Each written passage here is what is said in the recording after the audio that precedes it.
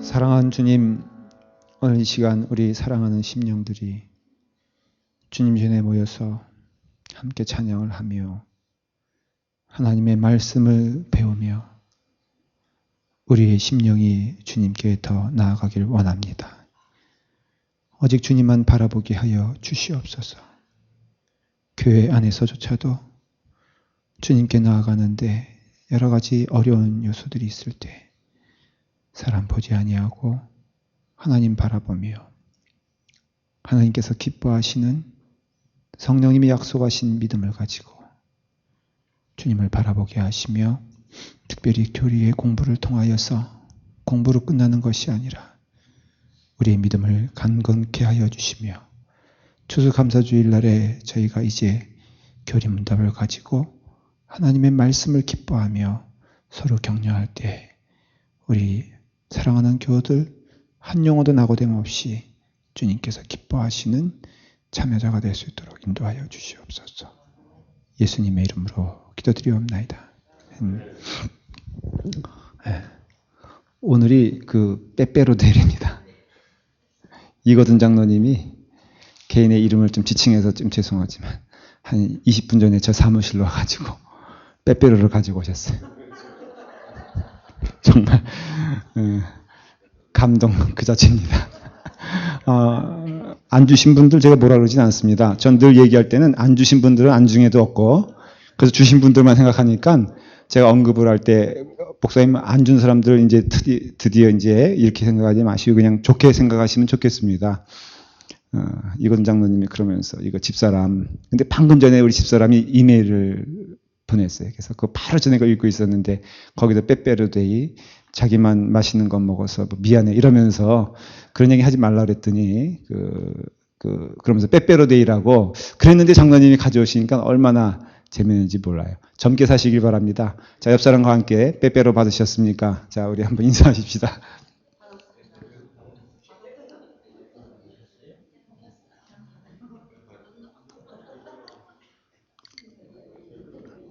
괜히 이것도 부부싸움 만드는 건지 모르겠네요. 제가 그냥 허물없으니까 막 얘기해도 되죠? 딴 게 아니라 우리 이석준 집사님 내면은 열로 오면 얼마나 좋을까 늘 그 생각을 제가 했어요. 거기 굳이 구탱이가 있을 건 뭐 있을까? 허물없으니까 얘기하면 용서하십시오. 한번 요런 때 자연스럽게 얘기하면 얼마나 좋겠어요. 그래서 여기 오면 참 좋겠다. 근데 아이 데리고 오니 오늘은 아이도 안 들어왔네. 그죠? 자, 저기 있어요. 또 그런 깊은 뜻이 있네. 애 때문에 방해가 될까 봐. 하여간 뭐 이유를 대자면 끝이 없죠. 자, 이거 피십시오. 오늘은 뭐에 대해서 얘기할 거냐면은 성례에 대해서 얘기를 합니다.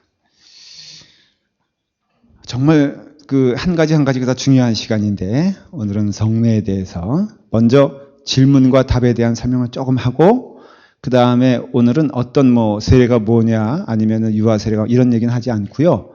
그 성례가 주는 영적인 의미 여러분들이 성례를 참여할 때 가져야 될 믿음 아주 근본적인 걸 말씀을 드리려고 그래요.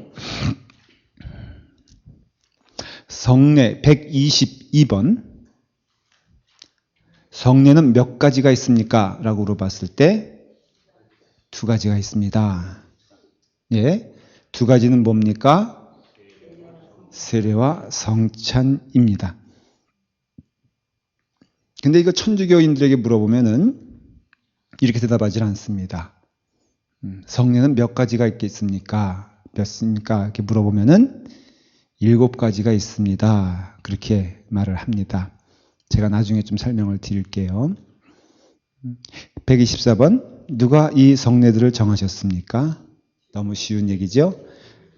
바로 여기서 나눠지는 겁니다. 캐톨릭에서는 우리는 예수 그리스도께서 친히 정하신 것만 성례라고 말하고요. 캐톨릭에서는 성경상에 보면 하나님의 은혜의 통로들이 그것 말고도 또 있지 않느냐. 그러니 그것도 성례로 쳐야 된다라고 얘기를 하는 겁니다.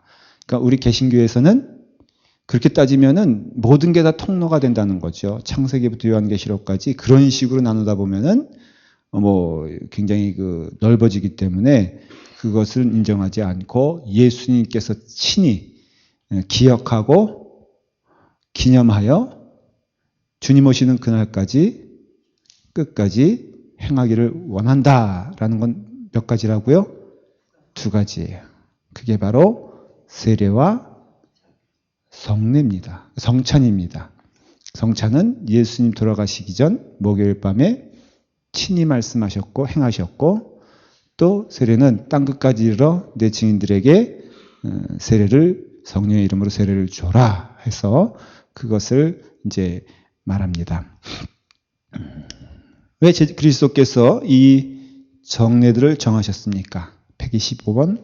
그의 제자들을 세상과 구별하시고 그들을 위로하고 굳세하기 위함이다. 이것도 굉장히 교리적인 내용입니다. 무슨 소리냐면은 우리가 이제 이 땅에 살면서 주님, 사실은 주님이 없잖아요. 육신적으로. 그러니 우리는 늘 주님과 함께하고 있다는 것을 보고 듣고 마음 가운데 믿지 않습니까? 그런데 그 모든 것을 누가 하시냐면 성령님이 하시거든요. 그래서 이따가 제가 본격적으로 설명하겠습니다만 지금 잘 들어주세요. 듣는 것은 말씀을 통해서 주세요. 그래서 기독교, 개신교에서는 말씀, 이건 성경이지만 이 말씀이란 것은 제단에서 선포되는 하나님의 말씀을 말하는 것이에요. 구분할 수 없어요, 성경과. 그러나 그 말씀은 귀로 듣고 눈으로 보는 것은 성례다 이거예요. 세례와 또 성찬식을 통해서 무엇을? 예수 그리스도의 임재를 경험하는 것이에요. 예수님의 입장에서는 그의 제자들을 위로하고 친히 만나주시기 위해서 귀로는 뭐라고요? 하나님의 말씀을 허락하셨고, 눈으로는 눈에 보이는 성례, 세례와 성찬을 통하여 주님이 늘 너와 함께.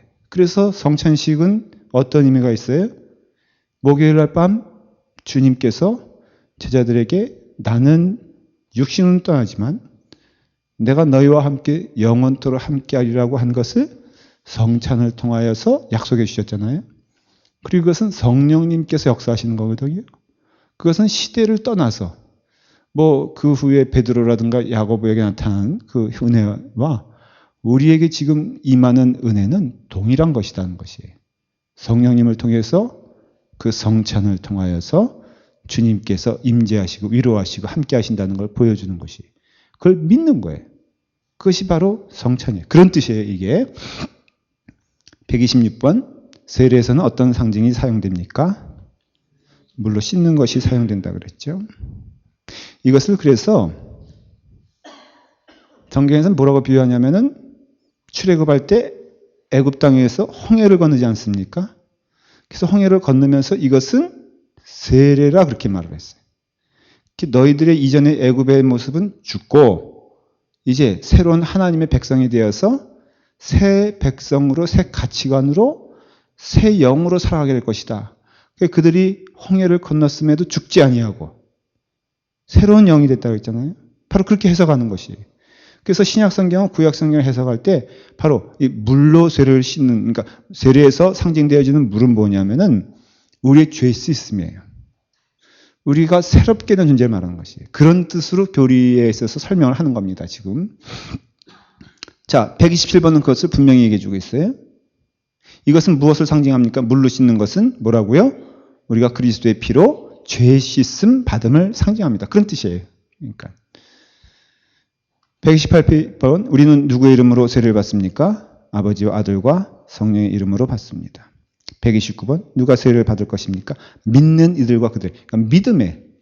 이것도 이제 제가 설명을 좀 할 거예요. 다시 말하면 성찬을 받는 데 있어서, 세례를 받는 데 있어서 가장 중요한 것은 믿음이에요. 근데 그 믿음을 누가 줍니까? 성령님이 주세요. 이게 캐톨릭과 달라지는 거예요. 캐톨릭은 믿음 없는 자가 세례를 받으면 믿음이 생긴다고 얘기를 해요. 성찬을 받으면 없는 믿음이 성찬을 받는 것으로 인하여 그 없던 믿음이 생겨난다고 말을 해요. 이해가 되세요? 그게 아니라 우리는 이것을 믿음으로 받는다라는 것이 개신교고, 개신교는 성경을 근거로 완전히 얘기하려고 애를 써요. 그리고 캐톨릭에서는 그 믿음이 변질되어서 눈에 보이는 그런 것들이 힘을 준다고 믿어요. 그래서 그게 파생되어지는 것들이 자꾸 이렇게 뭐 이렇게 성상을 만들어 놓잖아요. 캐톨릭 가면 그런 게 많잖아요. 베드로 성, 뭐 이렇게 그 뭐라 그러죠? 그걸 스태츄? 베드로. 그러니까 있잖아요. 이렇게 뭐 이렇게 세워놓는 거. 이순신. 그 다음에 그 세종대왕. 그 광화문 앞에. 동상. 그래요. 아유. 이렇게 서로 쉬운 말들 이렇게. 그러니까 베드로 동상, 야고보 동상 탁 세워놓는 거. 마리아 동상 세워놓고 거기에 보면 손때가 다 묻어 있는 거 아세요, 여러분들? 가보면은, 예, 베드로 성당 가봤더니 베드로의 발이 다 뭉개져 버렸어요. 사람의 손이 그렇게 무서워요. 온 인류 가보는 사람마다 다 만지작거리고 하니까. 저도 그래서 만지작거렸다는 얘기 했었죠. 그래서 그러니까 그게 뭐냐면은, 그렇지. 그걸 만짐으로써 없던 믿음이 생긴다는 것이. 그걸 만짐으로써 하나님 주실 생각이 없었는데 그걸 만지면 준다는 거예요, 축복을. 그게 바로 뭐냐면은 이 성찬에서 똑같이 적용이 돼요.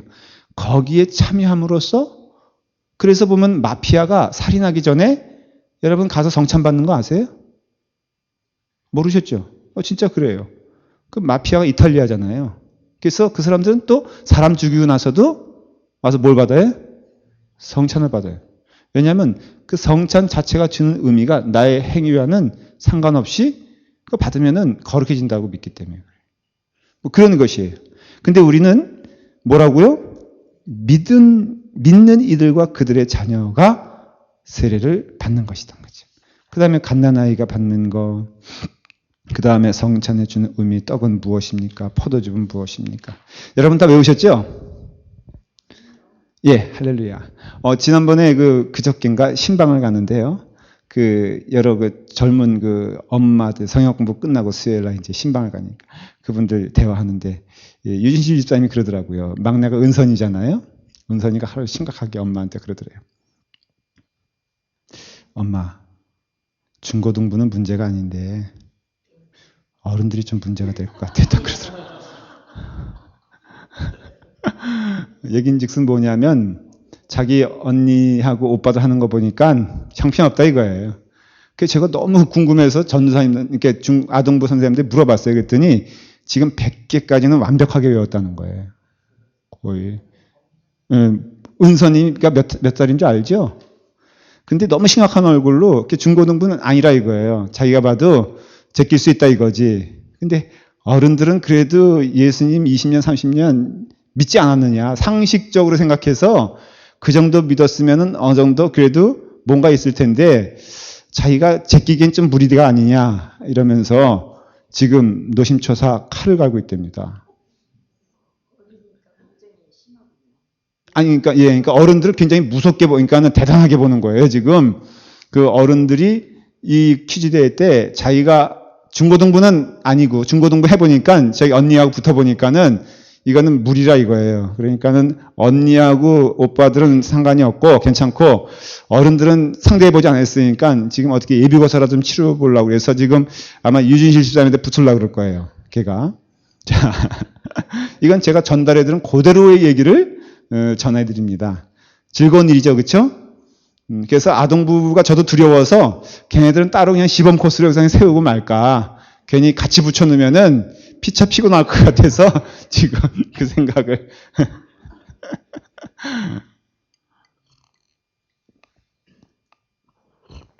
제가 애들을 시켜봤는데요. 애들은 순수해요. 그냥 해. 그리고 잘 외웁니다. 어른보다. 어쨌든 다음 주에 귀한 축제의 시간이 되길 바랍니다. 자, 이제 좀 설명을 드릴게요. 이제부터.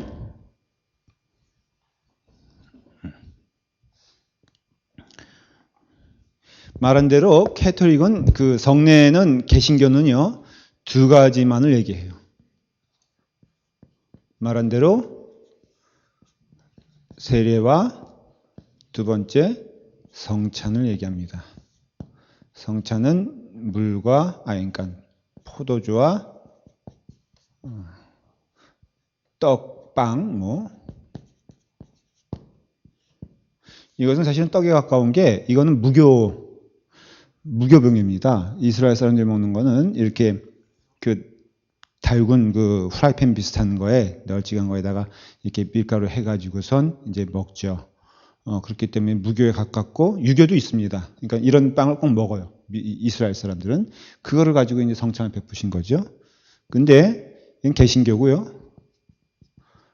그 다음에 캐톨릭은 이거 자꾸만 강조할 거예요. 왜냐하면 이게 신앙에 굉장히 중요한 어떤 차이를 보여주고 우리가 붙잡고 가야 되는 것이 무엇인가를 보여주기 때문에 그렇습니다. 말한 대로 칠성례를 드려요. 칠성례. 여기에는 물론 뭐가 있어요?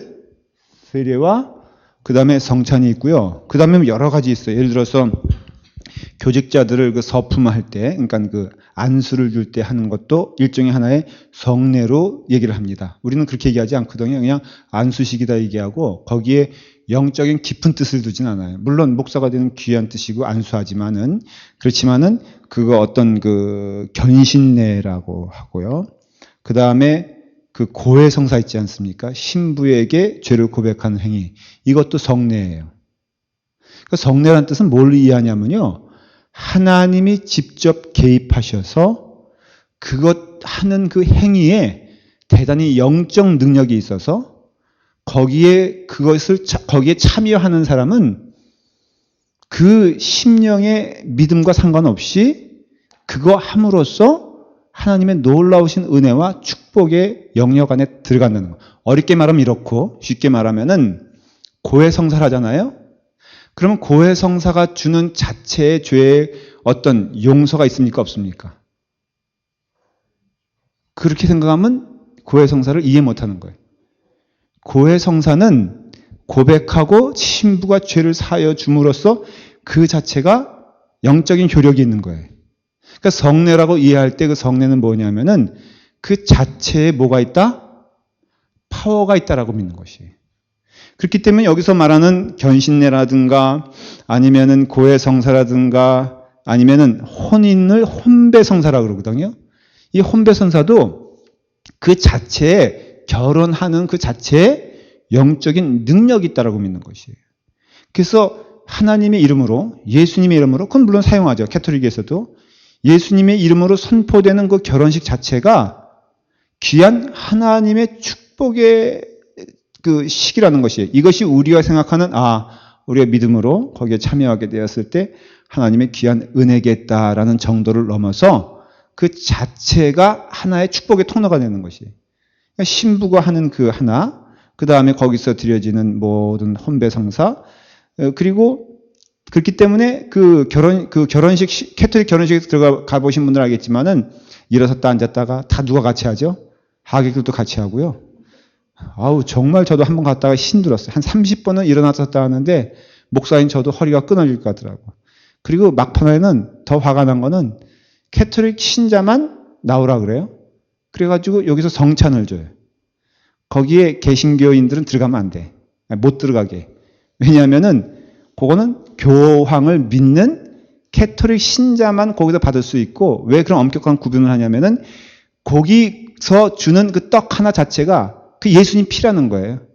예수님 살이라는 거예요. 그래서 그 자체가 주는 영적인 능력과 파워가 있기 때문에 이게 캐톨릭 신자 외에는 받으면 된다, 안 된다? 안 된다는 거지. 왜냐하면 주기 아깝다는 거예요. 쉽게 말하면은. 그거 자체가 힘이 있기 때문에. 그렇기 때문에 여기서 말하는 성례라는 의미, 이런 것들, 이게 종부성사라는 거 있잖아요. 죽기 전에 막 이렇게 하는 것도 하여간 캐톨릭 어떤 신부 입장에서 신자의 입장에서는 불나게 도둑질했던 사람도 마지막에는 죽어라 하고 기어서 성당으로 가야 돼. 그리고 세례를 받아야 돼. 그러면 세례를 받는 순간 그 사람의 신앙 고백과는 상관이 없어요. 그게 여러분 이해가 되시죠? 그 사람의 믿음과 마음과는 상관없어. 그 사람이 세례를 받으면은 그 사람은 구원받은 거예요. 신앙의 고백과 상관없이, 믿음과 상관없이 그래야 돼. 성찬을 참여하는 그 자리에 그가 어떠한 종류의 사람이든지 그 자리에 참여함으로써 그가 영적인 은혜와 나눔이 있는 거예요. 예수님의 몸과 피가. 거기에는 전혀 믿음은 요구되어지지 않아요. 이게 바로 캐톨릭에서 말하는 성례의 의미와 효과고 개신교에서 말하는 성례의 의미와 효과는 그거와는 완전히 틀려요. 그것을 반대해서 나온 거니까. 그리고 그것은 성경적이라는 것에 대해서는 확실해요. 그렇기 때문에 개신교는 말씀으로 돌아가자는 운동이 결국은 이런 그 성례전을 통해서 대단히 분명히 구분이 되고 어떤 의미에서는 이 성례전의 차이를 통하여서 그것이 확연하게 드러나게 되는 것이에요. 그만큼 중요하죠. 그리고 여기서 이걸 왜 우리가 배우냐면은 그렇기 때문에 우리가 무엇을 붙잡고 가냐를 분명하게 더 알 수 있어요. 먼저 결론적으로 좀 말씀을 드리면 그게 행위신앙이거든요. 행위언약이거든요. 행위언약은 구약에서 소위 이스라엘 사람들이 추구했던 모습이고 그러나 구약에서도 도도히 흐르는 것은 은혜언약이에요. 은혜언약. 행위언약은 아담이 에덴 동산에서 처음 약속받은 것이 행위언약이라고 그랬죠. 우리의 무엇인가 행위로서 하나님과 더불어 평화와 은혜가 유지된다는 것이에요. 근데 그것은 깨졌어요. 그 다음에는 철저히 은혜 언약으로 이루어지는 것이에요. 그렇기 때문에 우리에게 필요한 것은 행위가 아니라 뭐예요? 믿음이에요. 그래서 믿음이 이제 이 성례전에 대해서 대단히 중요한 위치를 차지하는 것이에요. 그러니까 오늘날에도 그와 같이 똑같이 적용하면은 우리도 개신교인이고 참된 하나님을 믿는 말씀의 신앙이고 믿음의 사람이지만은 여러분들이 자칫 잘못하면은 행위 신앙으로 가기가 쉽고요. 오늘날에 나도 모르게 그렇게 변한 신앙생활을 하고 있다는 것에 대해서 인식하지 못해요. 그러니까는 그 신앙에 기쁨이 없는 거예요. 왜냐? 행위 신앙의 특징은 기쁨이 사라진다는 것이 두려움만 있게 되는 것이고 그러니까 여러분들이 가만한 삶을 보세요. 무엇인가 내가 드려 하나님을 기쁘시게 하겠다는 생각은 늘 우리의 마음 가운데 두려움을 줄 뿐이지 참된 기쁨과 은혜를 주지 못합니다. 그게 바로 여기서 캐톨릭에서 말하는 성례전의 어떤 추구하는 의미와 다를 바가 없다는 것이에요. 그래서 여러분들이 오늘 이 말씀을 통하여선 이렇게 정리할 수 있어요. 우리는 행위로 구원받는 것이 아니라 오직 믿음으로 구원받는다는 것이에요. 성례전 자체가 우리에게 구원을 주는 것이 아니라 그 성례전에 무엇으로서? 믿음으로써. 근데 그 믿음은 누가 주신 것이냐? 성령님이 주신 것이에요. 그래서 우리는 하나님의 은혜에 감업하고 감사하고 기뻐서 성례에 참여하는 것이지 성례에 참여하기만 하면은 무조건적으로 하나님의 은혜가 넘친다고 믿질 않아요.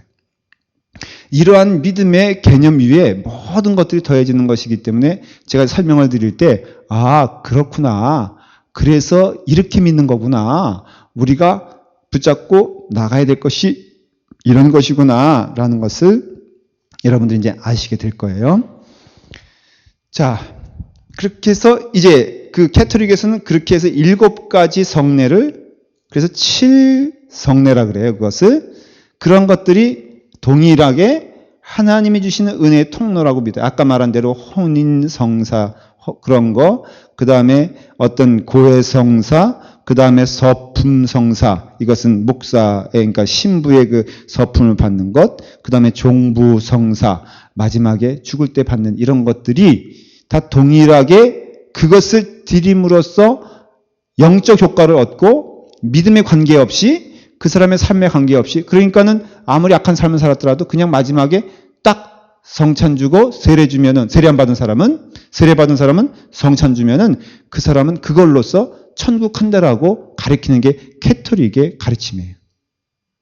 그리고 그 가르침에 대해서 이건 또 중요한 구분이 되는데 그 가르침에 대하여 권위를 누구에게 주냐면은 성경에게 주지 아니하고 교회에게 줘요.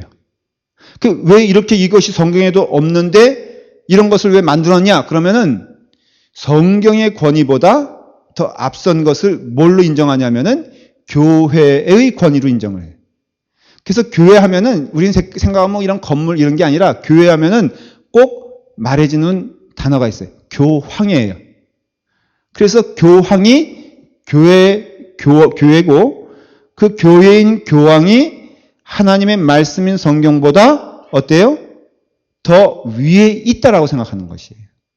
그래서 교회의 권위가 성경의 전통과 상관없이 법을 만들면은 그것은 하나님이 허락하신 법이고 왜냐하면 교황 자체가 교회이고 그것의 시작은 베드로고 베드로는 누가 위임해줬어요?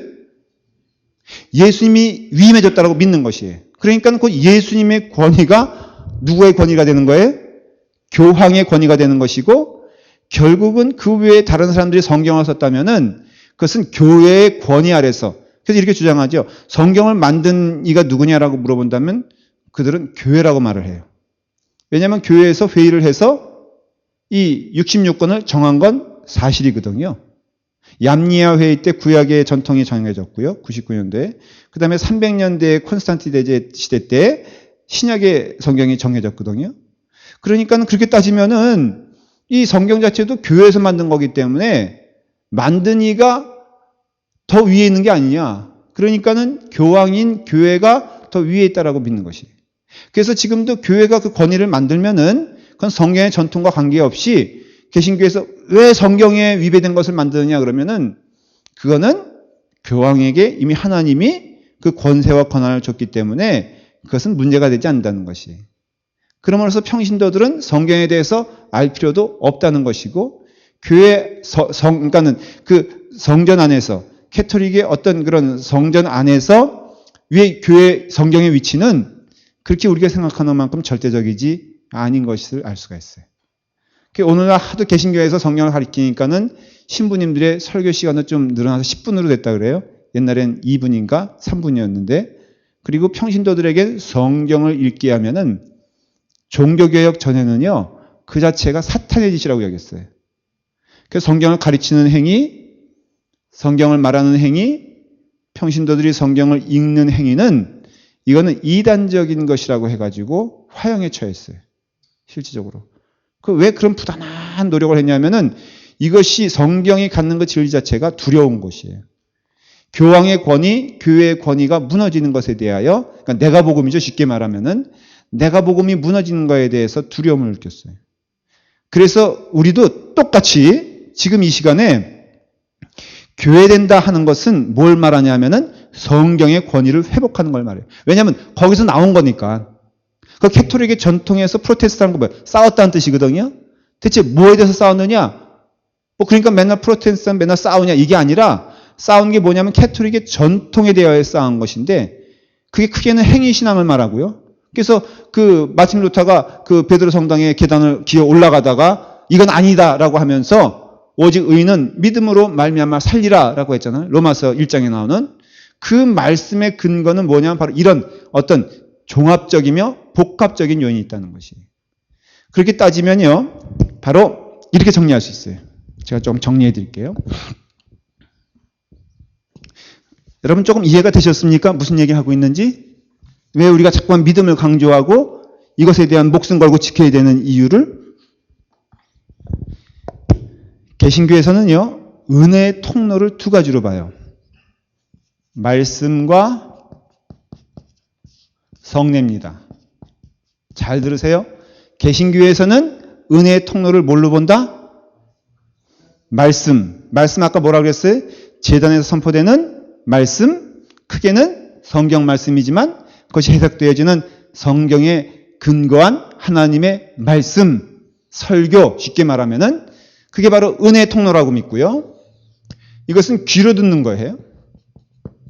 그 다음에 눈에 보이는 성례로는 두 가지라고 했어요. 뭐라고요? 세례와 성찬이에요. 그래서 말씀을 통하여는 우리의 심령의 귀를 통하여서 하나님의 말씀이 전달이 되고, 눈에 보이는 것으로서는 성찬과 그리고 세례를 통하여서 이것이 전달이 돼요. 이거 다 합해서 무엇으로서 이것을 하나님의 말씀이요 은혜의 통로라고 믿냐 하면은 믿음이에요. 믿음.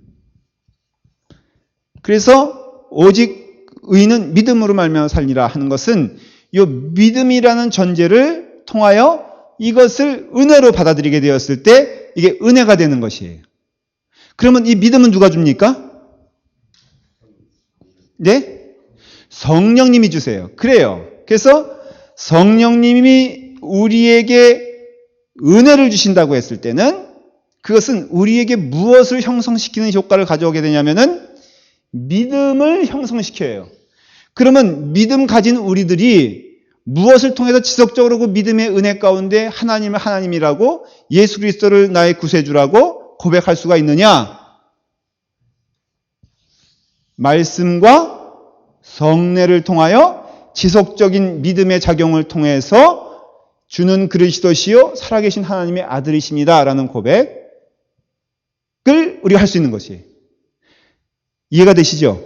그래서 우리는 성령님이 하시는 작업은 우리에게 믿음 주시는 것을 하시고 우리는 그래서 자랑할 것이 없어요. 먼저 믿은 거에 대하여 주님을 구주로 고백하는 거에 대하여 우리가 구원받은 것에 대하여 자랑할 수가 없어요. 우리는 그 믿음으로 말미암아 말씀을 통하여서 성례를 통하여 끊임없이 그 믿음이 형성되고 자랄 수 있고 고백되어질 수 있도록 하나님은 우리에게 그런 축복과 은혜를 주셨어요. 그래서 주신 분은 하나님이시요 얻는 것은 믿음이고 그 믿음이 은혜 가운데 자라며 깨달을 수 있는 것은 뭐를 통해서? 말씀을 통해서 성례를 통해서 된다는 것이. 그럼 여기서 행위가 있죠. 그렇죠? 봉사가 있죠. 행위와 봉사에 대한 개신교적 이렇게 해석은 뭔지 아십니까? 이것은 받은 은혜, 믿음으로 말미암아 받은 풍성한 은혜로 인한 결과예요, 결과. 절대 이것은 조건이 되지 않아요. 그래서 개신교에서는 11조, 예를 들어서 헌금 생활 뭐라고 이해합니까? 잠깐만 좀 벗어도 되죠. 오늘 너무 더운 것 같은데? 점점 열받으면 이렇게 더운데. 헌금은 뭐예요? 개신교에서 이해하는 헌금은 11조. 여러분 11조 뭐라고 얘기하죠? 11조 바치니까 하나님 복 주세요라고 하죠. 이게 캐토릭적인 거라니까 표현이. 11조는 철저히 하나님께 주시는 은혜예요. 그렇기 때문에 더 주셔도 감사하지만 안 주셔도 드려지는 게 11조라 이거예요. 그럼으로써 헌금이라는 것 자체가, 봉사하는 것 자체가 받은 은혜 감사해 드리는 것이기 때문에 여기엔 늘 뭐가 있어요? 은혜 가운데 거하는 사람들의 특징 뭐예요? 감사, 또 기쁨, 또 만족 이런 거 아니에요? 그렇기 때문에 여러분들이 주일날 봉사를 했다. 그것은 이미 만족 가운데 하는 것이지 무엇인가 조건적으로 하면은 받는 사람이 되게 어때요? 이거든 장로님이 빼빼로를 가져오셨잖아요. 근데 얼굴 보면 알잖아요. 받는 사람도 눈치가 있으니까. 장로님 걸 들고 오실 때 뭔가 김동인 목사에게 바라는 것이 있다. 이거든 장로님 바라는 게 뭘까? 그것이 있다면은 받는 사람 참 부담스러울 거예요. 왜냐하면 틀림없이 사람의 심리는요, 하나를 주면 10개 얻으려고 그러거든. 치사하게 빼빼로 하나 주고, 치사한 건 아니고. 치사한 건 아니고. 감사하긴 하지. 근데 빼빼로 하나 주고 뭔가 10개를 얻으려고 한다면은 이게 뭐예요, 이게. 그쵸? 그러니까는 서로 은혜 받은 게 기쁘니까. 이렇게 재밌잖아요. 즐겁고. 그래서 목사님 빼빼로 날입니다 하면서 사모님 생각하면서 오실 때 그거 기억해서 주시기 바랍니다 하면은 받는 사람도 기분이 좋고 또 주는 사람도 그렇게 그렇게 하신 거죠? 제가 잘못 이해하는 거 아니죠? 혹시 종거명제 장가 보내달래거나 이런 건 아니죠? 예. 그러니 이런 것이 뭐예요? 행위와 봉사는 여러분께서 제일 실수하는 게 행위하면서 인상 쓰는 거예요. 식당에서 봉사하면서 어떤 분 그러더라고요. 목사님, 제가 우리 교회 와서 다 좋았는데 세상에 식당 배식하는 사람도 훈련을 좀 시켜야 되겠습니다. 그래. 그래서 왜요? 그랬더니 세상에 자기들하고 가까운 사람들은 이렇게 웃으면서 배식하면서 잘 모르는 사람들한테는 이렇게 탁 인상 쓰고 하는 거 보니까 그래서 안 그럴 텐데 우리 교회가 배식 담당자들 어디 그래요? 안 그래요? 하여간 교회는 참 별일 가지고 신경을 써야 되는 건 사실이에요. 네. 조심해야 돼요, 우리가. 어떤 땐 그런 얘기 듣고 막 그런 거 고민하면요, 머리가 아파져. 야, 주님 정말 봐야 되겠다. 그냥 이거죠. 그래서 우리 개신교에서는 행위와 봉사 자체를 뭐라고 이해하냐면은 받은 은혜가 풍성하니, 주신 게 넉넉하니, 나 이거 함으로써 기쁘고 즐거운 것이지, 여기에 무슨 더하여서 복 주신다? 주신 복이 너무 많습니다, 하나님. 감사해요. 어때요? 근데 우리가 지금 개신교, 우리 기독교, 우리 교회는 모르겠어요. 근데 너무나 반대적인 모습이 보이지 않습니까? 네. 설교픈 얘기지만은 임직하는 그때가 되면은 더 교회 봉사. 우리 교회는 너무 거기도 무관심한 것도 문제긴 해. 한국 교회는 장로 투표 4개월 전부터 새벽기도 주차장 봉사하는 그것에는 줄이 섰답니다. 오죽하면 이명박 대통령도 3개월이 뭐예요? 소망교회 장로님 되려면 3년을 해야 된답니다. 아우, 저는 너무 도전이 되는 거 있죠. 우리 교회도 그런 법을 만들어야 될까 봐. 근데 그게 너무 서글프지 않아요? 저는 그래요. 자존심 상해요. 정말 어떤 때는. 뭐 조건적으로 장로님 이거 해주시면, 권사님 이거 해주시면은, 집사님 이거 해주시면은 제가 많이 신경을 쓸게요. 이런 것도 좀 자존심 상하고 너무 하나님의 복음을 욕되게 하는 것 같다 그런 생각을 해요. 그냥 하시면은 조건 없이 했으면 좋겠어요. 그냥 받은 은혜가 많으니, 이미 주시는 은혜가 많으니, 교회가 이것이 필요한 것 같다? 그럼 하되, 사람들에게 칭찬 들을 생각하지 말고, 목사님에게 그 어떤 좋은 얘기 들으려고 하지 말고, 물론 그렇지 않은 거 믿어요. 그렇지만은 그런 것들이 가끔 보일 때면은 아주 무척 큰 실수하는 거예요. 신앙생활에 있어서. 자, 비교해서 얘기할게요. 캐토릭은 은혜의 통로를 이런 도식으로 제가 설명하면은 첫째는 성례예요.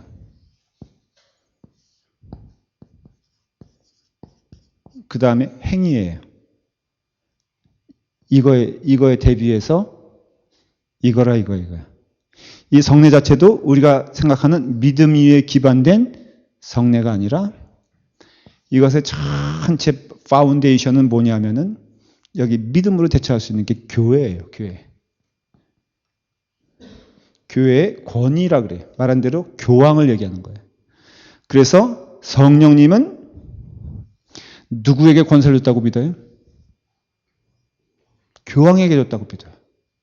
그래서 꼭 캐토릭 신자들에게는 대리인이 있어요. 하나님과 직접적으로 대면할 수 있는 그 무엇이 있다 없다? 없어요.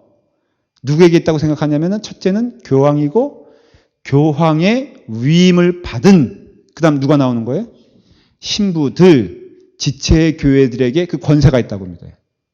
그래서 그 속한 신자들은 부단히 자기들은 결코 하나님께 직접 나갈 수 있는 통로가 없다라고 생각을 해요.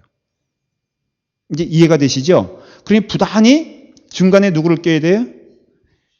교회를 껴야 되고 신부를 껴야 되고 그래서 고해 성사가 나오고 견신례가 나오고 혼배 성사가 나오고 그 다음에 베드로의 성상을 만지고 그 다음에 그 성인이라고 막 이렇게 한국에도 뭐 김대건 신부도 성인이라 그러면은 그 이름 자체를 자꾸 그러니까 도용하는 것보다 받잖아요. 그래서 이름 자체를 바꿔버리잖아요.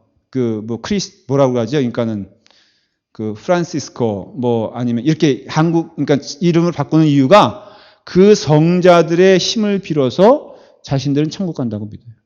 실제로 그래요. 그러니까 자꾸 그런 성상 눈에 보이는 그런 성상을 자꾸만 만지고 그 다음에 거기 가서 절을 하고 이런 것들이 왜 그렇게 나오냐면은 자신들은 성령님의 역사 가운데 들어있다고 생각하지 않고 성령의 역사는 첫째는 디렉틀리 누구한테? 교회에게 그래서 교황의 말 자체가 바로 뭐예요? 그게 성령의 음성이라는 것이에요. 그래서 교황의 육성을 듣는 것 자체가 은혜인 거예요. 자꾸 눈에 보이는 쪽으로 행위적으로 가는 것이. 그래서 첫째는 성례. 그래서 이건 나중에 설명하겠지만은 그 떡과 포도주 있잖아요. 신부가 기도하는 순간 이 자체가 화채설을 주장해요. 다시 말하면 기도하는 순간 이 떡과 포도주는 예수님의 뭔가 피로 변해버린다는 거예요. 완전히 이 자체가 성물이 돼버린 거예요. 개신교에서는 그렇게 말하지 않습니다. 그렇기 때문에 중요한 것은 거기에 참여하는 자마다 오토매티컬리 하나님의 은혜 가운데 거할 수밖에 없다는 거예요. 다시 말하면은 거기엔 마피아도 있고 뭐 극단적으로 뚜쟁이도 있고 엉터리인 사람들 많잖아요. 근데 그 사람들이 동일하게 이 예수님의 몸과 피를 먹는 순간 믿음이란 건 상관없어요, 그들에게. 믿음이란 건 상관없고 거기에 참여하는 이게 먹는 순간 그 몸은 공평하게 누구에게 하다? 예수 그리스도의 몸과 피가 들어간다는 것이. 그래서 거기에는 프란시스코처럼 성자도 있지만은 사람 죽이고 온 금박 온 마피아도 있는데 그들에게 관계없이 예수님의 몸과 피는 워킹을 한다라고 믿어요. 그래서 신부님들이 그 성찬을 끝나면 뒤에 남아있는 그 진짜 포도주를 쓰거든요. 그 포도주가 남겠습니까? 안 남겠습니까? 남죠. 버리면 돼요, 안 돼요? 왜 안 돼? 아까워서, 권사님은 아깝다는 차원에서 얘기하면 안 돼. 그 자체가 예수님의 피와 살이에요. 자체가. 그래서 신부님들이 다 마셔야 돼, 안 마셔야 돼? 그래서 신부님 가운데 알코올릭이 많은 거예요. 이 권사님 웃지만은 제가 하는 얘기는 전혀 과장되지 않은 신학적인 얘기입니다, 지금. 처음 들어요, 이런 얘기? 네. 그래서 신부님들이 알코올릭이 많은 거예요. 왜 그걸 하여간 그러니까 적당히 잘 교인들 맞춰가지고 해야지. 예상 인원은 100명인데 50명 왔다. 그날 신부님은 죽는 거야. 왜냐하면 50명분 나눠서 먹으면야 좀 괜찮아도 그것을 혼자 뒷방에서 그래서 그 빵 다 먹느라고 소화불량 걸리고요. 그 포도도 다 마시느라고 알코올릭이 되는 것이. 그렇기 때문에 결국은 이렇게 이해할 수 있어요. 성령님이 교회에게 권위를 줘서 그 권위에 입각하여서 성례전을 통하여서 하나님은 은혜를 주신다. 그 다음엔 두 번째는 뭐예요? 행위예요. 그래서 캐톨릭에서 선한 일을 많이 강조하는 이유가 그게 그냥 예수님 믿는 사람들 착하게 살자가 아니라 착하게 살면 이게 같은 말인지 아니죠? 예수 믿는 사람들은 착한 일 해야 된다라는 것과 착한 일 하면 예수 그리스도 믿는 자들이 된다. 이거는 틀려요, 맞아요. 단어는 똑같이 사용하지만 예수 그리스도를 믿으면 자연스럽게 착하게 된다는 것과 착해지면은 너는 예수 그리스도를 믿는 자다라고 말하는 것은 100% 틀린 거거든요. 바로 여기서 캐톨릭에서 많이 강조하는 게 행위예요, 행위. 그래서 착한 일을 많이 하라 하는 거죠. 이거는 뭘로 돌아가냐면 이스라엘 옛날 구약시대 때 율법주의로 돌아가는 것이에요. 그래서 말하는 것이 우리가 배설물처럼 버린 그런 것들을 가지고 또다시 하나님을 욕되게 하겠느냐라는 얘기가 나오는 것이 바로 그런 것이고, 마틴 루터가 계단을 몇 계단이죠? 999단인가 그럴 거예요. 그를 무릎을 꿇고 올라가야만 신부로서의 믿음을 갖는다고 가르쳤잖아요. 마틴 루터한테. 그러니까는 막 이것을 이렇게 막 그냥 피 흘려가면서 막 그러면서도 끝까지 올라가다 중간에 보니까 마틴 루터는 성경을 아는 사람이에요. 공부한 사람이에요. 성경을 묵상할 때 아무리 봐도 이 999계단을 올라가서 믿음이 생긴다는 얘기는 전혀 없다는 것이에요. 오히려 이렇게 내가 그것을 그러니까 그 붙잡고 가는 그것이 미신이라는 것을 깨닫게 됐고, 중간 올라가다가 일어서서 말한 것이에요. 그래서 로마서 그것이 이 성례적 캐톨릭과 개신교를 갈라주는, 아니 성경 전체를 갈라주는, 아니 성례전이 주는 의미와 그 뜻을 갈라주는 내용이 로마서 1장 17절이에요. 그래서 성경을 하나로 축약하라 그러면 로마서를 말하고요. 로마서 가운데 한 절을 축약하라 그러면은 1장 17절을 말해요. 그래서 심지어는 어떤 그 주석가는 다 없어져도 로마서 1장 17절 붙잡고 가면은 믿음 생활 온전히 할 수 있다고 말해요. 그게 뭐예요? 복음에는 하나님의 의가 나타나서 믿음으로 믿음에 이르게 하나니 오직 기록된 바 오직 의는 믿음으로 말미암아 살리라. 그러니까 의는 하나님의 의만 있을 뿐이지 사람의 의는 없다라고 말하는 것이. 그렇기 때문에 이 믿음을 회복하는 과정이 우리 개신교가 프로테스탄트가 된 거예요. 뭐에 대해서? 프로테스트. For what? 바로 그런 행위 믿음과 아니면 캐톨릭시즘에 대하여 저항하고 성경으로 돌아가자라는 얘기는, 성경으로 돌아가자는 얘기는 오직 의는 믿음으로 말미암아 살리라 함과 같으리라는 것을 회복하자는 것이 Go back to the Bible이에요. 그러니까 성경으로 돌아가자는 얘기는 다 뭐 복잡한 얘기가 아니라 오직 의인은 믿음으로 말미암아 산다라는 것이에요. 그러니까 믿음으로 구원을 받고 성령님이 주신 것도 믿음이기 때문에 거기에는 행위와 봉사가 들어갈 수가 없다는 거예요. 이게 바로 개신교가 믿는 믿음이고 이게 성례가 우리에게 주는 의미라 이거예요. 그런 것을 제가 설명을 왜 장황히 하냐면은 그런 마음으로 우리가 성례를 이제 이해를 해야 됩니다. 자, 하나님이 우리에게 주신 그 구원이라는 말할 수 없는 큰 은혜를 우리에게 주셨잖아요. 그 은혜의 통로를 두 가지를 주셨는데 다시 정리하면은 하나는 말씀이고 하나는 성례예요. 하나님이 우리에게 은혜의 통로, 성령님이 작용하여서 우리에게 믿음을 주게 되었을 때 그 믿음을 더 공고히 하고 확실하게 하는 통로로 하나는 말씀을 주셨고 하나는 성례를 주셨어요. 그 교리문답 웨스트민스터 신앙고백서에도 그게 나와요. 뭐가 나오냐면 사람의 본성적인 빛, 그게 뭐예요? 양심이라는 것이에요. 하나님이 우리에게 주신 게 양심이라는 게 있어요. 자, 양심으로는 하나님을 볼 수 있습니까? 없습니까? 양심으로는 하나님을 고백할 수 있습니까? 없습니까? 있습니다. 단 희미하게 고백을 할 수 있어요. 그래서 세상 사람들도 어떤 이들은 자연을 보면서 그것이 하나님이 창조했다는 것을 믿죠. 그러나 그 믿음이 예수 그리스도께 직접적으로 가게 합니까? 안 합니까? 안 하죠. 왜냐하면은 우리에게 희미한 빛을 주셨기 때문에 우리에게 있어서 양심으로는 또 눈에 보이는 감각으로는 어느 정도 하나님이 계시다. 하나님께서 이 자연을 창조하셨다라는 것을 어렴풋이는 느낄 수 있어도 결코 그것이 구원에 이르는 데는 이르지 못한다는 것이에요. 그러면 구원이 이루어지려면은 하나님이 내려오셔야 돼요. 그래서 계시 종교라고 했잖아요. 하나님이 우리 가운데 오셔야지만이 우리가 볼 수 있어요. 자, 어떤 사람이 눈이 굉장히 나빠가지고 뭐 그냥 모든 게 보이는 것이 희미하고 정말로 어려워. 그러면 이렇게 가까이 와서 이렇게 봐야지만이 볼 수 있다고 했을 때 내게 있어서 소중한 사람이 있잖아요. 꼭 봐야 될 사람이 있잖아요. 근데 내가 보기에는 다 똑같아 보여. 그럼 어떻게 해야 돼요? 누가 가야 돼요? 제가요?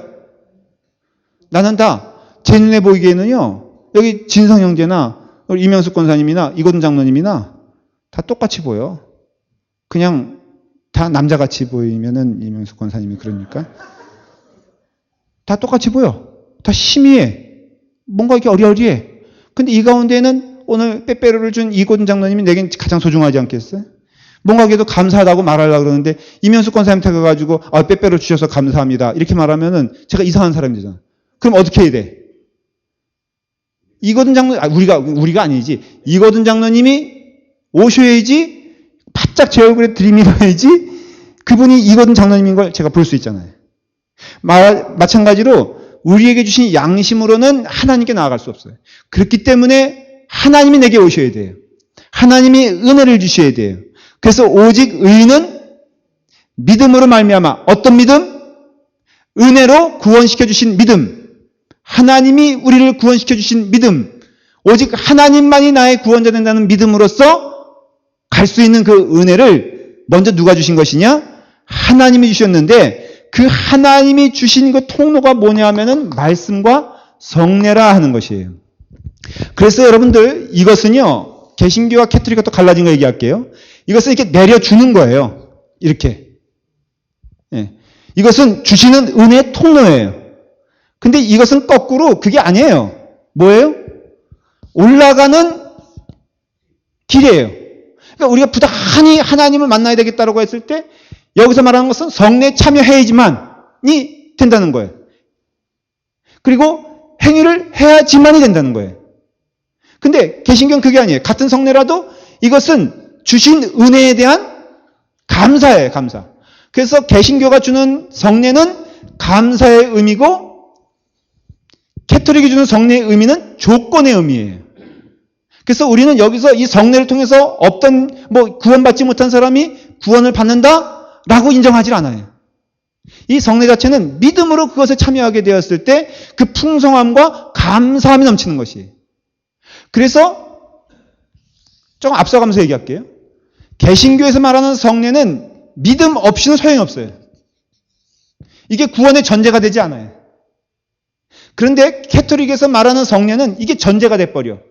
그래서 믿음 없는 자가 성례를 받으면은 구원받는 자가 되는 것이에요. 그래서 그 사람의 믿음과 상관없이 죽기 전에 그렇게 그냥 무리해서라도 세례 받으려고 해요. 진짜로요. 죽기 전에 어떻게든지 신부 만나게 하려고요. 온갖 노력을 다 합니다. 그 왜 그러냐면은 이 자체가 구원의 통로라고 믿기 때문에 그래요. 근데 여기선 100번 여러분 성례에 참여한다고 했을 때 믿음 없이 참여하는 자들은요. 수백 번 참여해도 소용없어요. 같은 교회 안에서도 이거 한번 들어가는 순서 이거 어쩌고저쩌고 하면서 그냥 낯 나가면 창피하니까는 그냥 가서 마시면은 아무 소용없어요. 그 눈에 보이는 게 문제가 아니에요. 어떤 분들은 제가 말씀드렸잖아요. 이렇게 탁 하고선 딱 고개를 돌려가지고 손을 싹 가린 다음에 싹 하고선 탁탁 하고선 주는 사람 봤어요. 진짜로. 장로님 다 해보신 거예요? 이렇게 딱 이렇게 받잖아요. 그러면 우리는 주여 감사합니다. 아멘. 이건데 그게 아니라 딱 받거나 내 눈을 한번 딱 맞춘 다음에는 차마 먹기가 민망했는지 옆으로 샥 돌려요. 그리고 손으로 샥 가려. 그리고서 쫙 끝까지 하고선 톡톡 이렇게 터는 건 술 마실 때 하는 습관이다 이거예요. 지금 도건사님 뭔지 몰라가지고 다 알아들었는데 이거 술 먹는 사람한테 물어보세요. 그게 원샷이라고 전문 용어를 써야 되겠습니까 제가? 원샷이라고 이게 다 끝났다, 다 마셨다, 종쳤다 그런 뜻을 이렇게 하는 거예요.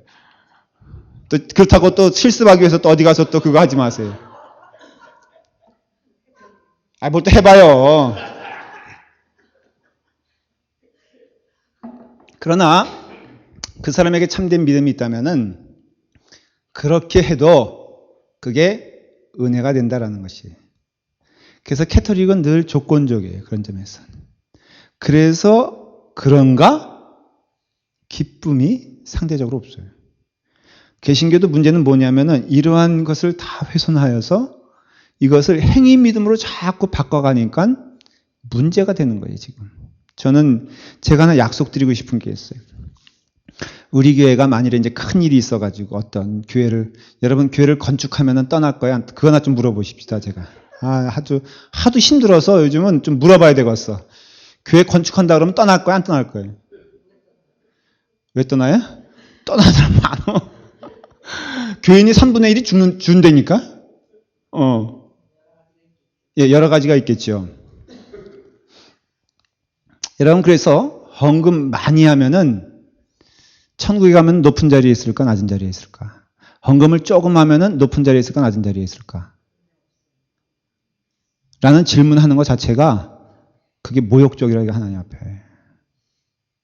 저는 그래서 정직하게 제 신앙으로 얘기하고 싶어요. 앞으로 될 일을 건축할 수도 있고, 중축 이제 또 교육관 짓는다 그러면은 이제 또 여러 가지 이제 할 때 제가 어쩌면 요구할지도 몰라요. 전 순수하게 요구해요. 그냥 있는 거 내놓으십시오. 거기에는 아무 조건이 없어요. 천국 자리 높은 자리도 없고요. 제가 그렇다고 해서 헌금 들낸 사람, 전 지금도 헌금 누가 얼마 냈는지 안 봅니다. 재정부에서도 보내주지도 않아. 무슨 이런 교회가 돼 있어. 그쵸? 그 주보만 열심히 보고 여러분 같은 정보력을 가지고 이 인간이 얼마 냈나 하고선 추측할 뿐이지 한 번도 계산해 본 적이 없어. 근데 그것이 저의 신앙관에도 맞아요. 그래서 저에게 그런 면이 안 보이면 저를 질책하시고 여러분도 지적당해야 돼. 그냥 그거는 감사한 마음으로 드려. 좀 넉넉한 사람은 더 드리려 하나님 주신 축복인 줄 믿고 부족한 사람은 너무 그에 대해서 거꾸로 생각할 필요가 없다는 거예요. 그냥 최선을 다하면 되는 거 아니에요? 그렇기 때문에 이미 받은 은혜가 풍성하다고 믿는 것이 믿음이고 성례는 그 받은 은혜를 확인하고 더 증폭시키는 역할인 것뿐이지 그게 구원의 조건이라든가 아니면 그것이 구원의 신비한 능력이라든가 아니면은 특별한 것이라고 생각하지 않아요. 그래서 이 말씀이란 것도 여러분들 그 받은 믿음으로 받게 되었을 때 그것이 은혜가 되는 것이. 그런 의미에서 믿음이 중요한데 그 믿음조차도 성령님께서 우리에게 주신 것이기 때문에 믿음 있는 것을 자랑할 필요도 없고 믿음 없는 거에 대해서 내가 없기 때문에 행위로 무엇을 노력할 것이 없다는 것을 성경에서는 얘기하고 있어요. 그래서 말씀과 성례가 개신교의 중요한 축이 된다면은 캐토릭은 역설적으로 말씀에 대한 비중이 교회에 대한 권위보다 없다는 것을 먼저 아셔야 돼요. 그래서 결국은 기준이 뭐가 돼버리냐면은 우린 절대적인 기준이 뭐라고 믿어요? 네? 성경이죠. 그래서 늘 성경을 배우려고 애를 쓰고 성경 말씀 가운데 우리는 진리를 얻으려고 하고 한자 한자 해주시는 그런 영감을 우리는 기뻐하잖아요. 근데 캐토릭에서는 그게 아니에요. 그럴 필요가 없어요. 평신도들이요. 여러분들은 성경을 읽지도 말라. 알 필요도 없다. 그것은 그냥 신부 가운데서도 특별하게 훈련받은 신부. 그래서 신부 가운데는 성경을 못 읽는 사람들이 많았으며 그것을 오히려 권장했어요. 종교개혁 전까지는. 그러니까 그들은 뭐만 행하면 돼? 성례만 행하면 돼. 그래서 매 시간마다 예배 시간에 뭐가 있어요? 그래서 예배 비중에 있어서 가장 많이 차지하는 게 뭐예요? 성례예요. 어떤 교회는 그래서 그 뭐 전통이라고 그래가지고 그 성례를 매주일 드리는 경우가 있어요. 근데 제가 그것에 대해서 조금 질문을 하고 굉장히 저는 적게 드리는 편이에요. 그러니까 그게 주장하는 거예요. 왜냐하면 제가 한 달에 한 번씩 드리는 그런 교회에서 부목사로 있었거든요. 그 맹점이 뭐냐면은 설교가 5분이 돼버려. 그러다 보니까는 습관이 돼버리고 전혀 성례의 의미와는 맞지 않는 예배 형식이 돼버리는 거예요. 그거는 잘못된 거죠, 물론. 성례가 주는 의미가 있죠. 그리고 초대교회 때는 매주 이걸 드렸어요. 그때 어떻게 했냐면은 초신자들, 그 다음에 예수님 아직 영접하지 않은 자들 함께 모여서 공중 예배를 일부는 드리고요. 그 다음에는 그들 가운데 그런 초신자들과 아직도 믿음의 결단념자들을 돌려보냈어요. 가게 했어요. 그 다음에 결신자들, 신앙의 고백이 확실한 자들만 다시 남아서 그들 남아서 성례전을 했어요. 그렇기 때문에 여러분 하나님의 말씀이 훼손되고 하나님의 말씀이 위축되고 하나님의 말씀이 사라지는 것에 대해서는 두려운 마음으로 여러분들 믿음 생활을 해야 됩니다. 그래서 제가 봉사를 너무 그 점에서는 강조하지 않는 이유가 있어요.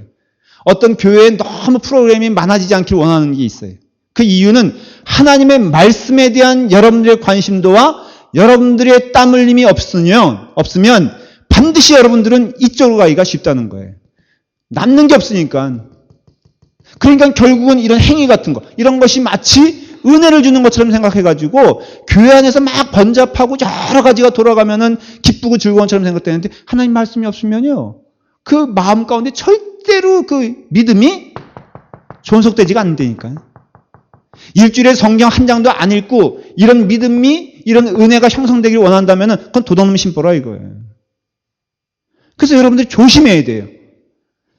마리아와 마르다처럼 너가 너무 많은 일에 번잡하였으니 차라리 마리아처럼 어느 한 가지 일이라도 너희가 집중하기 원한다.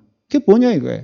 하나님의 말씀에 사모하는 기쁨 연체예요. 그래서 의도적으로 잠깐만 이런 거 가리키는 거고 이번 추수감사절에도 여러분들 헌금도 귀한 일이지만은 그것보다는 하나님의 말씀 서로 사랑하는 것을 우리 표현하여 그것을 주님께 드려보십시다. 제가 그렇게 전제를 했어요. 이번에 교리문답 퀴즈대회 거기서 1등 하면은 신앙의 위대한 자이고 무참히 꼴등하면은 무참하게 쓰러지는 자입니까? 라고 물어볼 때 맞습니까? 틀립니까? 목사님 돌았으면 잊어먹어요. 그랬더니 어떤 분이 뭐라고 하는지 알아요? 그러면 안 돌았으면 되잖아. 잠만 자면은 목사님 그냥 백지장이에요. 그러니까 또 말하기를 안 자면 되잖아 하고 베드로 선교에서 말을 했어요. 여러분 어린애들이 더 잘 배울 거 저는 알아요. 그리고 젊은 친구들이 더 빨리빨리 할 거 알아요. 그렇기 때문에 혹시 여기서 지금부터 출장 가겠다고 하신 분들이 있어요? 제가 다 알아요. 근데 제발 저는 부탁드리는데 그럴 필요 없어요. 그래서 어떻게 하면 창피를 당하지 않을까 제가 연구 중에 했어요. 왜냐하면 그럴 의도가 아니니까. 어떻게 하면은 거기 앉아서 직분이 좀 높은데, 내가 이 정도 위치인데 내가 뭐 좀 부족하다, 뭐 이게 정말 창피하다, 그런 거 안 느끼게끔, 왜냐면 의도가 그런 게 아니니까. 절대로 어떤 누구를 깎아내릴 생각이 없어요. 진심에. 좀 저에게 지혜를 주세요. 어떻게 했으면 좋을까? 어떻게? 예? 안 하면 된다. 그러니까 저런 인간이 꼭 나온다니까. 예? 말씀 사역하는데 오히려 말씀에 뜨거움으로 가지 아니하고, 왜 목사님은 말이야 피곤하게, 이런 분들이 꼭 있어요. 성경 암송하자 그러면은 왜 목사님은 피곤하게 말이야, 돌아서면 잊어먹는 나한테. 그래서 그럴 의도는 전혀 없고 연구 대상입니다. 다시 말하면 잘 지혜롭게 하되, 의도는 하나님의 말씀을 사모하는 교회. 아름답지 않아요? 생각해보면 유아부터 해가지고 지금 파치란히 이것을 외워가지고 하나님께 뭔가 이렇게 말씀에 대한 그런 어떤 것을 드린다라는 것은 조건이 아니잖아요. 핸디캡. 그래서 베드로는 제가 그냥 턱시도 입고 있으라 그랬는데. 그건 좋은 의견인데. 핸디캡을. 지금 진행위원이 우리 누구지? 영성부장. 최영희 권사님하고 지금 백 목사님하고 타미 형제가 이제 진행위원이거든요. 기억하세요. 연세가 많을수록, 점수를 더 박하게 주자는 지금. 거꾸로지. 연세가 많을수록 저희가 주자. 제 의도는 그렇습니다. 여러분, 그러니까 빠지지 마시고요. 기쁨으로 참여하시고 즐거움으로 참여하시기 바랍니다. 그래서 끊임없이 지금 요거에 지금 싸움이에요. 사실은 성례전에 대해서 이해할 때는요, 이런 거예요. 믿음이냐? 아니면 성례 그 자체냐? 그리고 성례 그 자체에 힘이 있다고 믿느냐? 아니면 이것은 주시는 은혜의 통로로서 귀한 믿음의 회복이고, 그 전제되면 무엇이다? 믿는 자예요. 그래서 closed sacrament가 있고 opened sacrament가 있어요.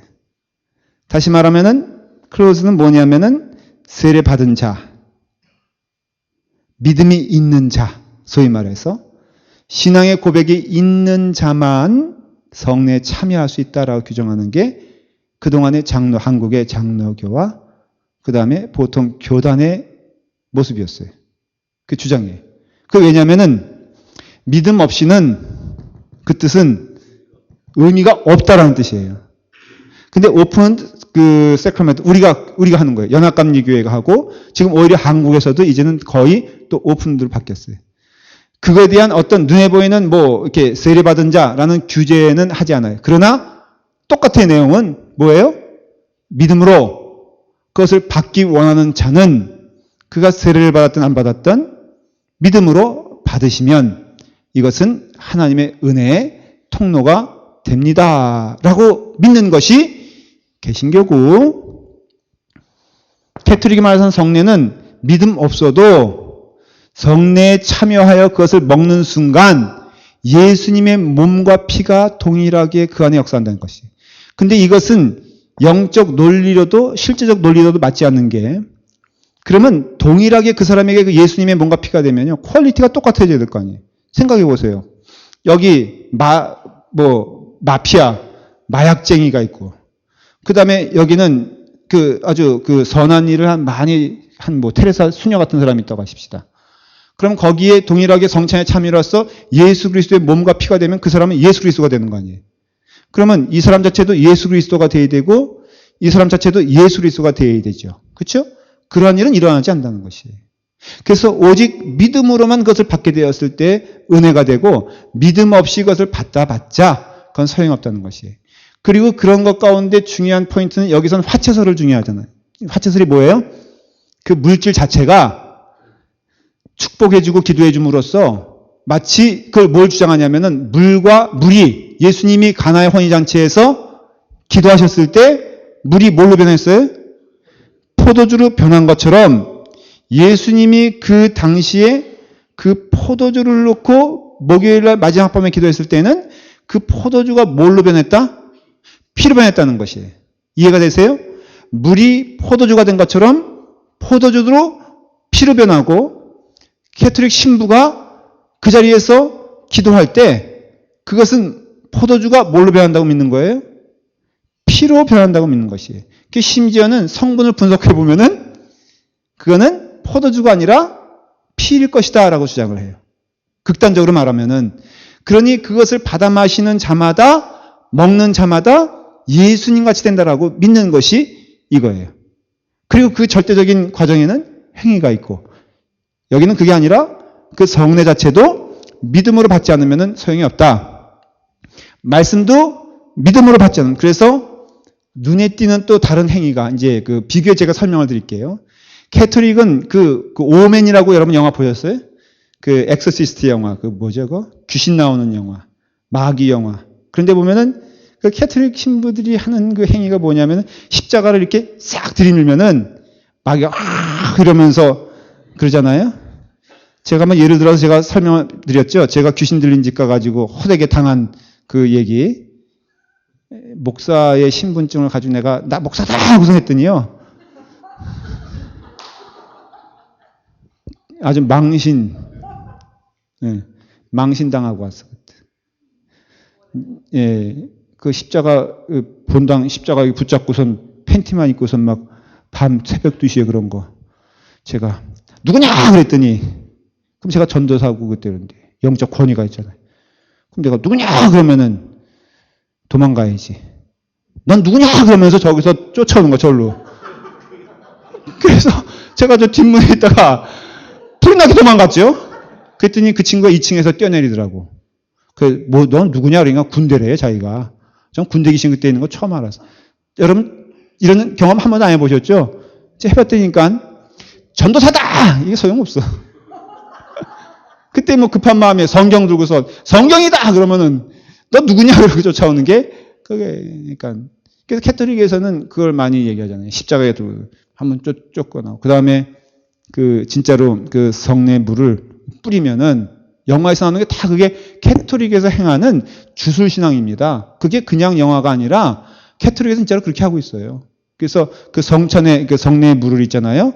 이렇게 귀신 들린 자에게 탁 뿌리면은 귀신이 그 의도대로라면은 어떻게 해야 돼요? 이러면서 막 쓰러지고 그래야 되는데 그러냐 이거예요. 뭐야 이거 이러면서 이제 달려들 거라 이거죠. 그러니까 캐톨릭은 그 성례의 의미를 그렇게 이해를 하고 개신교는 말씀도 그래요. 여러분들 말씀도요. 이게 만일에 말씀 그 자체가 어떤 절대적인 의미가 있다면은 말씀을 듣는 모든 자에게 다 동일하게 파워가 팍팍 넘쳐야 되잖아.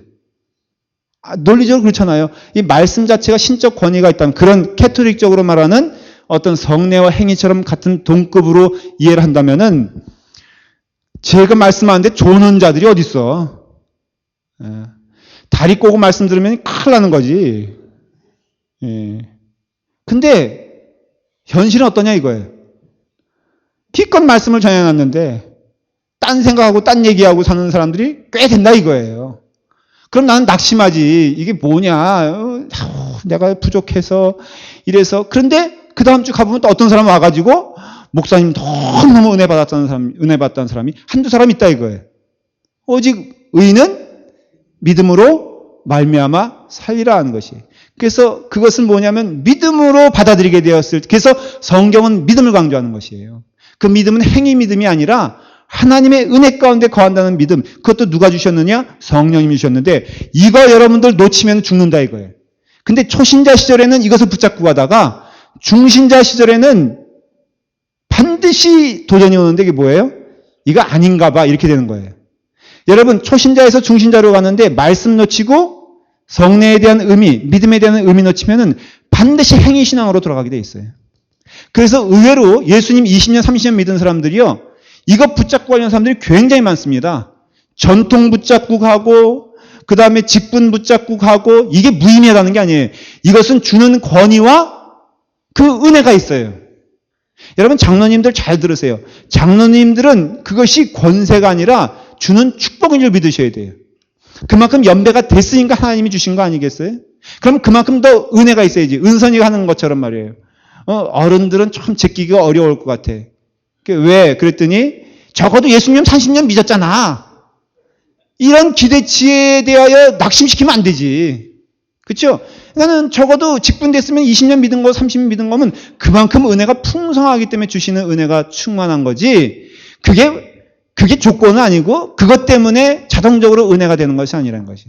이게 바로 개신교에서 말하는 성례의 의미고 그 성례가 주는 의미가 된다는 것이. 특별히 말씀적으로도 굉장히 이게 설득력 있고 맞는 얘기가 예수님께서는 오직 성례 가운데 성찬과 세례만을 주창하셨어요. 내가 분명히 내가 임재하는 통로를 너희에게 준다. 너희들은 이것을 행할 때마다 나를 기억하고 기념하여 내가 너희와 함께 있는 것을 기억하고 기념하여 깨닫게 하리라. 힘을 내어라 할 때 성령님의 역사가 우리 가운데 세례를 통하여 성령님의 역사가 우리 가운데 성찬을 통하여 더 확고해지고 확실해진다는 것이. 그리고 그것은 오직 믿음으로 받을 때만 그것이 은혜가 된다는 것이. 어린애도 좋아요. 초신자도 좋아요. 예수님 얼마 안 믿어도 좋아요. 여러분 믿음으로 성찬을 받는 자가 귀한 은혜를 받습니다. 이것이 바로 크게는 행위신앙과 은혜의 신앙을 구분하는 것이고 왜 교회에서 이것을 그렇게 개신교식 교회에서 주창하는지 그리고 그래서 이 길을 따라서 가야 되는지를 오늘 명확히 보여주고 있고 이 길에서 이것을 믿음으로 받지 않는 그 믿음의 형태가 결국은 캐톨릭에서 말하는 행위신앙으로 돌아가기 때문에 여러분들의 신앙 형태가 지금 어떤지 살펴보십시오. 여러분들이 무엇을 통해서 은혜를 누리는지 한번 보십시오. 여러분들의 기대치가 어디에 있는지 한번 살펴보십시오. 여러분들이 지금 감격이 있다면은 이것에 대한 참여함의 감격이냐 아니면 내가 무엇인가 드렸다는 것 만족감 때문에 감격인가를 잘 구분해 보시고 여러분들은 오직 의는 믿음으로 말미암아 살리라 하는 그 은혜가 있기를 간절히 바랍니다. 기도하겠습니다. 아버지 하나님, 오늘 우리에게 성례의 은혜를 허락하여 주시니 감사합니다. 아버지 하나님, 믿음으로 말미암아 살리라 하는 그 말씀을 힘입어 오늘 주의 은혜 가운데 성례를 받든지 말씀을 듣든지 교회 안에서 봉사를 하든지 그 어떤 일을 하든지 하나님의 은혜로 감당할 수 있도록 인도하여 주시옵소서. 하나님 주신 말씀을 감사하며 하나님 주신 은혜의 통로를 기뻐하며 믿음으로 서로 격려하여 주께서 허락하신 귀한 축복의 길을 잘 감당할 수 있도록 인도하여 주시옵소서. 예수님의 이름으로 축복하여 기도하옵나이다. 아멘.